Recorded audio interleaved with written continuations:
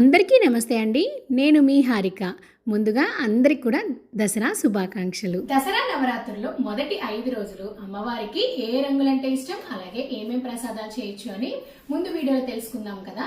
అలాగే ఈ రోజు వీడియోలో మిగతా 6 రోజులు ఆల్రెడీ చెప్పాను కదండి. ఈసారి అమ్మవారు 11 అవతారాల్లో మనకు దర్శనం ఇస్తారని చెప్పి, మరి మిగతా 6 రోజులు అమ్మవారికి ఏ రంగులంటే ఇష్టం, అలాగే ఏం ప్రసాదాలు పెట్టచ్చు అని ఈ వీడియోలో తెలుసుకుందాం. వీడియోని ఎండ్ వరకు చూడండి. ప్రసాదాలు చాలా సింపుల్గా చేసుకోవచ్చు.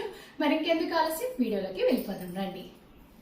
6వ రోజు మహాచండీదేవి అవతారంలో దర్శనం ఇస్తుంది కాబట్టి అమ్మవారికి ఎంతో ఇష్టమైన రంగు పసుపు రంగు అండి.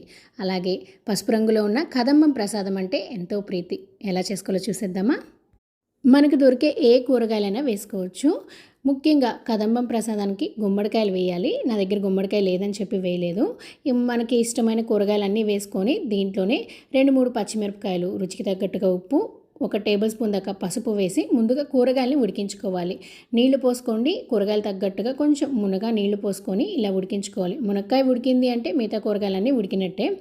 గుమ్మడికాయ వేస్తే కొద్దిగా తీపి అనేది వస్తుంది. తీపి ఇష్టం లేని వాళ్ళు ఒక 2 ముక్కలు శాస్త్రానికి వేసేసుకొని ఉడికించుకున్నాక ఈ కూరగాయ ముక్కల్ని పక్కన పెట్టేసి వేరొక బాండెట్లో 1 టేబుల్ స్పూన్ నెయ్యి, 2 టేబుల్ స్పూన్ల నూనె వేసి ఆవాలు, జీలకర్ర, ఎండుమిరపకాయ, కరివేపాకు వేసి కొంచెం ఆవాలు చిటపట్లాడేదాకా వేయించుకున్నాక మనం ఉడికించుకున్న కూరగాయ ముక్కలు ఉన్నాయి కదా, నీళ్ళతో పాటు ఈ కూరగాయ ముక్కలు కూడా వేసి ముందుగా నానబెట్టుకున్న చిన్న నిమ్మకాయ సైజంత చింతపండు రసం, 2 టేబుల్ స్పూన్ల సాంబార్ పొడి, 1 టేబుల్ స్పూన్ కారం వేసి ఒక 5 నిమిషాలు ఉడికించుకోవాలి.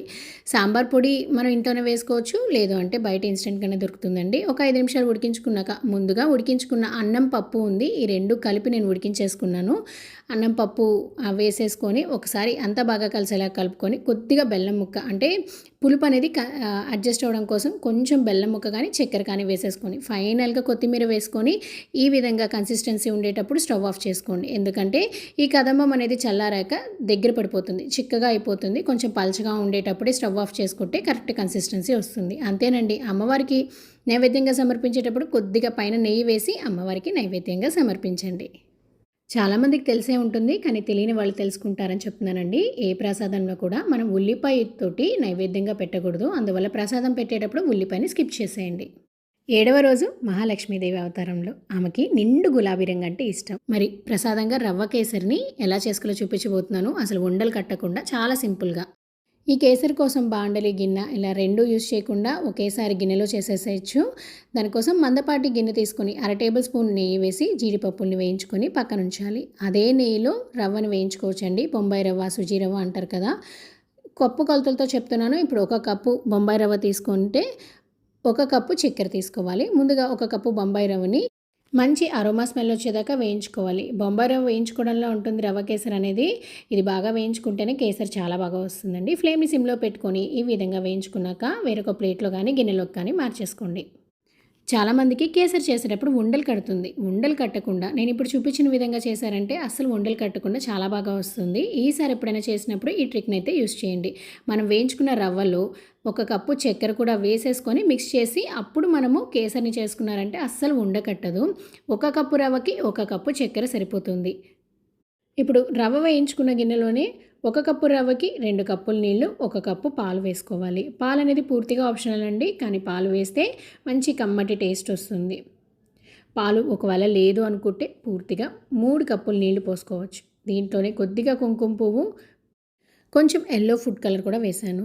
ఇది పూర్తిగా ఆప్షనల్. ఫుడ్ కలర్ లేకపోతే స్కిప్ చేసేయచ్చు. ఇలా వేసుకున్నాక ఒకసారి కలిపేసుకొని ఒక పొంగొచ్చేదాకా పొంగించుకున్నాక వేయించుకున్న రవ్వను కూడా వేసేసుకోవాలి. రవ్వ వేసుకునేటప్పుడు ఫ్లేమ్ని సిమ్లో పెట్టుకొని ఇలా రవ్వ వేసుకుంటూ కదుపుతూ ఉండాలి. అప్పుడైతే ఉండలు కట్టకుండా ఈజీగా ఉంటుంది. ఇలా వేసుకున్నాక ఒకసారి కలిపేసుకొని మూత పెట్టి ఒక 5 నిమిషాలు ఫ్లేమ్ సిమ్లో పెట్టేసుకొని ఉడికించుకున్నామంటే రవ్వ కేసరి రెడీ అయిపోతుంది. అసలు మనం రవ్వ వేసాక ఎక్కడ కూడా ఉండలు లేకుండా వచ్చింది. అందుకే ఈ ట్రిక్ అయితే కంపల్సరీగా ఫాలో అవ్వండి. రవ్వ, చక్కెర కలిపేసేసి అప్పుడు మీరు ఈ పాలల్లో వేశారంటే అసలు ఉండలు కట్టకుండా వస్తుంది. ఫైనల్గా ఒక 2-3 టేబుల్ స్పూన్ల నెయ్యి, మనం వేయించుకున్న జీడిపప్పు కూడా వేసి ఒకసారి కలిపేసుకొని అమ్మవారికి నైవేద్యంగా పెట్టండి. ఈ రవ్వ కేసరికి ఎంత నెయ్యి వేస్తే అంత బాగుంటుంది. ఈ కేసరి ఎక్కువ టైం పట్టదు. 10 నిమిషాల్లో చేసుకోవచ్చు. తప్పకుండా ట్రై చేయండి. 8వ రోజు సరస్వతీదేవి అలంకారం. అమ్మవారికి ఎంతో ఇష్టమైన తెలుపు రంగు కాబట్టి తెలుపు రంగులో ఉన్న దద్దోజనంని ఎలా చేసుకోవాలో చూసేద్దాం. దద్దోజనంకి ముందుగానే అన్నం ఉడికించి చల్లారనివ్వాలి. కుంపటి పొయ్యి పెట్టాను కదా అని చెప్పి అన్నంనైతే కుంపటి పొయ్యిలోనే అన్నాన్ని ఉడికించేసి చల్లారి పెట్టేశానండి. ఇప్పుడు తాలింపు కోసంగా ఒక బాండలు కానీ చిన్న కడాయి తీసుకొని నూనెలో ఆవాలు, జీలకర్ర, మినపప్పు, పచ్చెనపప్పు, ఎండుమిరపకాయలు, కరివేపాకు, సన్నగా తరిగిన పచ్చిమిరపకాయలు కూడా వేసి ఈ నూనెలోనే వేయించేసుకోవాలి. ఇలా వేయించుకున్నాక పక్కన పెట్టేయండి. దీంట్లోనే కొద్దిగా అల్లం ముక్కలు కూడా వేసుకోండి. మేము మర్చిపోయాము, మళ్ళీ లాస్ట్లో వేయించి అల్లం ముక్కలు యాడ్ చేశాను.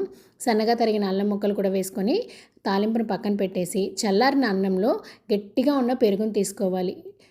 దద్దోజనంకి కొంచెం పల్చటి పెరుగైనా బాగోదండి. గట్టిగా ఉన్న పెరుగును తీసుకొని దీంట్లోనే రుచికి తగ్గట్టుగా ఉప్పు వేసి ఒకసారి అంతా బాగా కలిసేలాగా కలుపుకోవాలి. అన్నం తగ్గట్టుగా పెరుగు వేసుకోవాలి. ఇలా కలుపుకున్నాక తాలింపు మనం ముందుగానే తాలింపు వేయించుకున్నాం కదా, ఆ తాలింపును కూడా వేసేసి ఒకసారి బాగా కలిపేసుకొని నైవేద్యంగా పెట్టేటప్పుడు కొద్దిగా పైన దానిమ్మకాయ గింజల్ని వేసుకోండి. దానిమ్మకాయ గింజలు లేకపోయినా పర్వాలేదు, కానీ అది వేస్తే మంచి టేస్ట్ వస్తుంది. అలానే ఎక్కువ వేయకండి, కొంచెం మోతాదులో వేసేసుకొని అమ్మవారికి నైవేద్యంగా సమర్పించవచ్చు. దద్దోజనం చేయడం చాలా ఈజీయే, కానీ మనం తీసుకున్న పెరుగును బట్టే ఉంటుంది. కొంచెం గట్టిగా ఉన్న పెరుగు తీసుకుంటే దద్దోజనం చాలా బాగుంటుంది. దాని తగ్గట్టుగా అంటే రుచికి తగ్గట్టుగా పచ్చిమిరపకాయలు వేసుకుంటే కరెక్ట్గా సరిపోతుంది. ఇదైతే వంట రాని వాళ్ళు కూడా చేసేయచ్చు, అంత సింపుల్గా ఉంటుంది. తప్పకుండా ట్రై చేయండి. 9వ రోజు దుర్గాదేవి అలంకారం. మనందరికీ తెలిసిందే ఎరుపు రంగు అంటే ఇష్టం, అలాగే అల్లం గారెల్ని ప్రసాదంగా సమర్పిస్తారు కాబట్టి సింపుల్గా మిక్సీలో వేసిన గారెలు టేస్టీగా వచ్చేలాగా ఎలా చేసుకోవాలో చూసేద్దాం. ముందుగా మినపప్పుని 3 గంటల సేపు నానబెట్టాలి.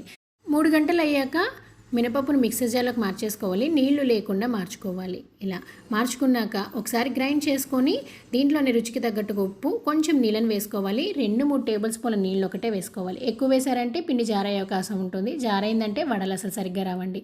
ఉప్పు వేసాం కాబట్టి చక్కగా మెదిగిపోతుంది. ఈ విధంగా మెదిపేసుకున్నాక దీంట్లోనే కొంచెం అల్లం, సన్నగా తరిగిన అల్లం ముక్కలు కూడా వేసేసుకోండి. ఎందుకంటే అమ్మవారికి మనం అల్లం గారెలే నైవేద్యంగా సమర్పిస్తాం కాబట్టి కొంచెం అల్లం తరుగు కూడా వేసేసుకొని ఒకసారి బాగా కలుపుకోవాలి.